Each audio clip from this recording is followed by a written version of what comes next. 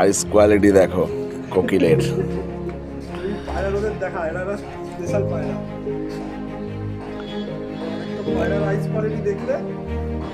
একদম ডিপ চোখের আড়া নর।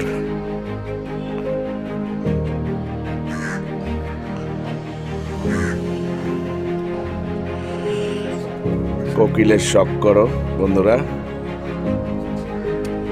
খুব তেজ, আঙ্গুল কামড়ে ধরে নেয়, ঠিক আছে।